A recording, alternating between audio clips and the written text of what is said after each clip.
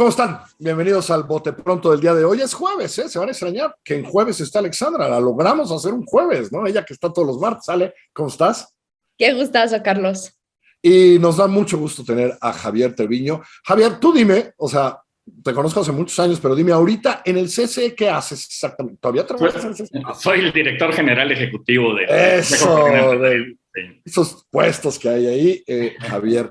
Y hoy queríamos hablar porque, a ver, creo que nos distrajimos muchísimo con tonterías en la visita, ¿no?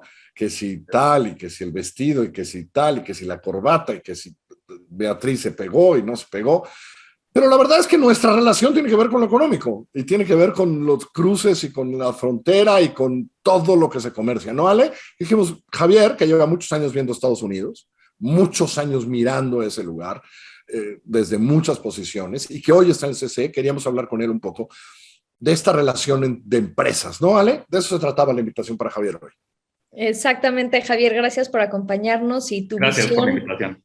desde el sector público, desde el sector privado, los acuerdos que se hicieron, esta publicación del tamaño de la inversión que se va a hacer en la frontera, un esfuerzo por construir certidumbre entre los dos países, también en el sector privado. Si nos puedes platicar un poquito de cómo sientes que llega eso al sector privado de ambos países.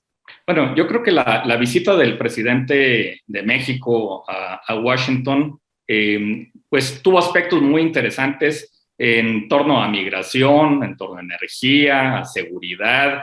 Me imagino que durante la reunión privada entre los dos presidentes hubo temas muy relevantes que tocaron.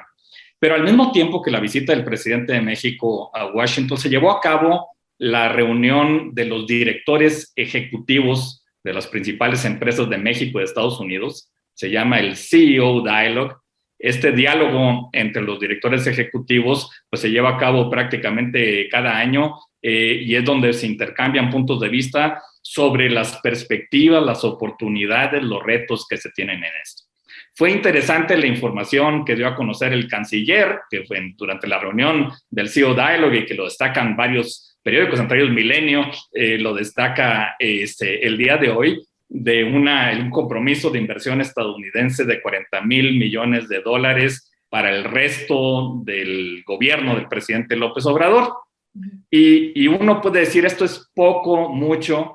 Entonces hay decir que no es demasiado tampoco, pues. Hay que ponerlo en contexto. Son 3 años, pongámoslo en perspectiva, ¿no? Correcto, hay que ponerlo en contexto. Lo hacía uno de los columnistas, Enrique Quintana, lo hacía hoy en El Financiero de una manera muy interesante en su columna, donde decía, si vemos estos $40,000 millones, esto significa que mensualmente, de aquí a que termine esta administración, serían alrededor de $1,200 millones.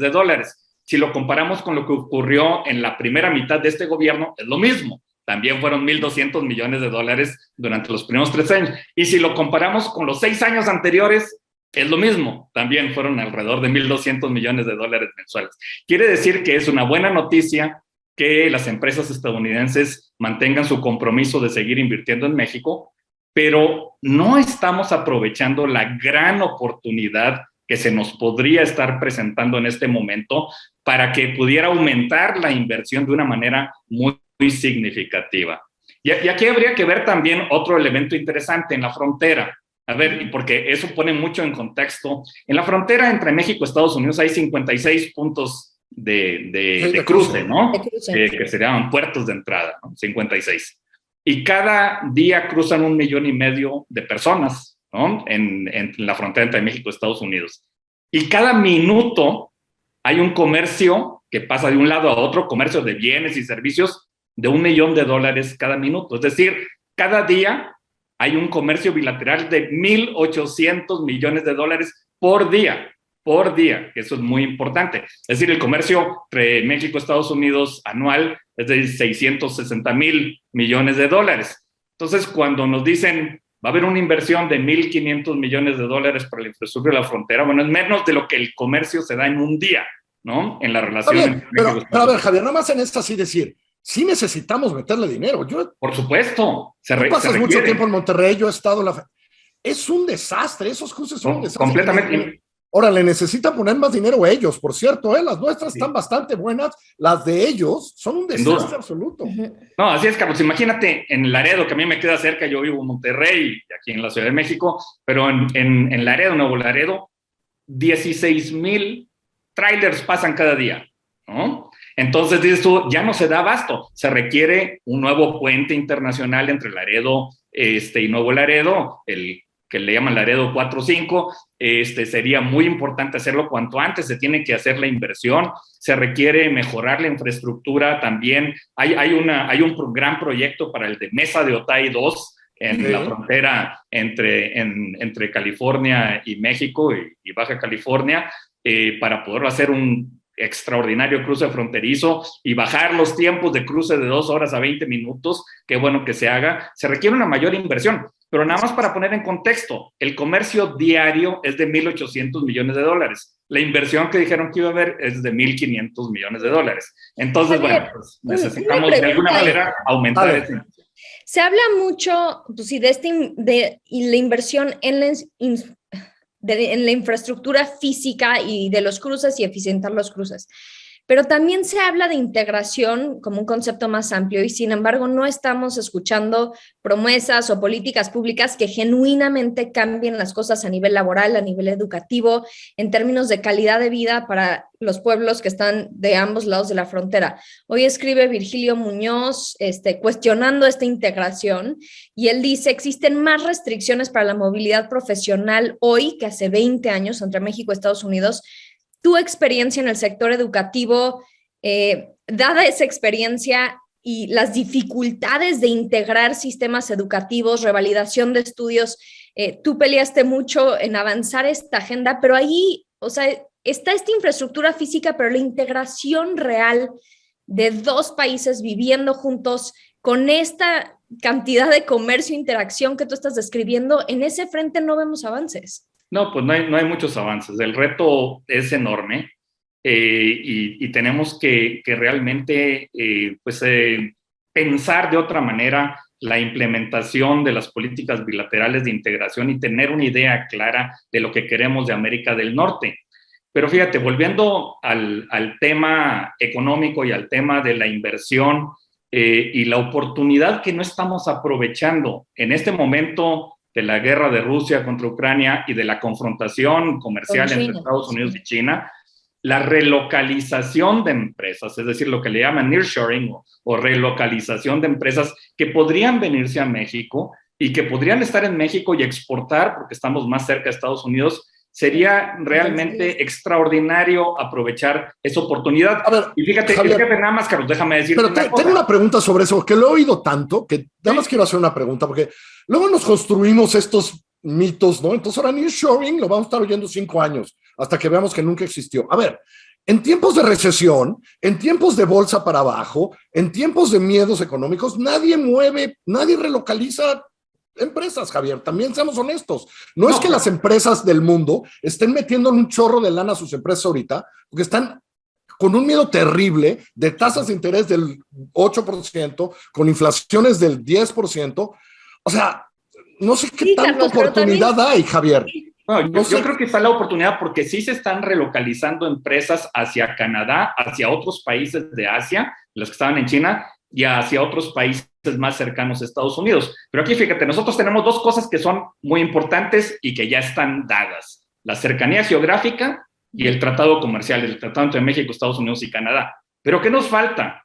Certeza jurídica, reglas del juego claros, energías limpias, es otro tema, un plan para modernizar la infraestructura crítica y el desarrollo, que mencionaba Alexandra, de la mano de obra calificada. O sea, si realmente nos aplicáramos en esas tareas, sobre todo el tema de Estado de Derecho, podríamos hacer una gran diferencia y podríamos atraer la inversión y sobre todo sustituir las exportaciones chinas de Estados Unidos por exportaciones mexicanas. Es más, el gran reto que tenemos es que aumentar el contenido nacional, el contenido mexicano de las exportaciones mexicanas hacia Estados Unidos. Y eso lo podemos hacer, pero se requiere pues una política deliberada, enfocada en esa tarea.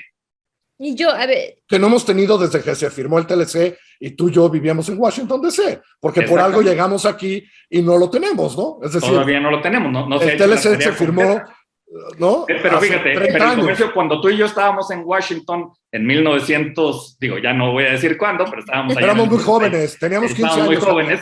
El comercio entre México y Estados Unidos era de $50 mil millones, el comercio bilateral, ¿no? Antes de la firma del Tratado de Libre Comercio. Hoy son $661 mil millones. O sea, ha sido importante, y la generación de prosperidad que con eso hemos logrado ha sido muy importante. Pero todavía tenemos que ir más lejos.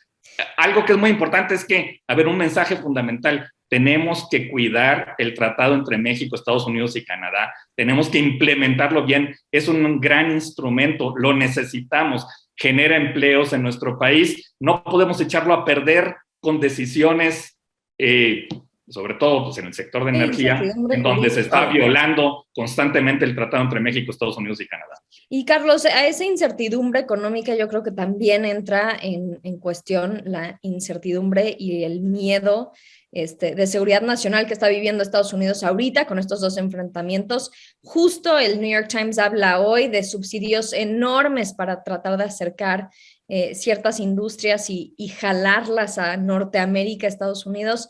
Yo no creo que es una locura pensar en lo que dice Javier del tamaño de la oportunidad perdida que estamos dejando sobre la mesa a nivel regional.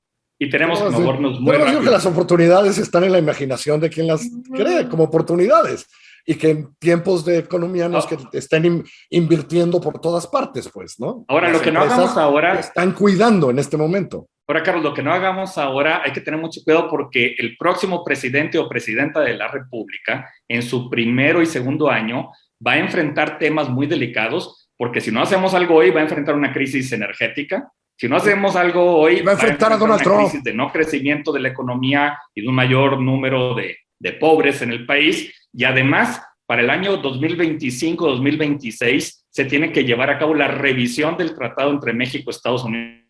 No, hombre, y lo peor, estamos perdiendo a Javier un poquito, va a enfrentar a Donald Trump. Ya con eso, ¿no? No lo digas, Carlos, por favor. Perdimos a Javier, pero ya se acabó el tiempo. Javier, si nos está escuchando todavía, te mando un abrazo. Ale, muchas gracias en este jueves. Gracias, Carlos. Alexandra Zapata, Javier Treviño del CCE. Yo soy Carlos Puch, que tengan ustedes muy buenas noches.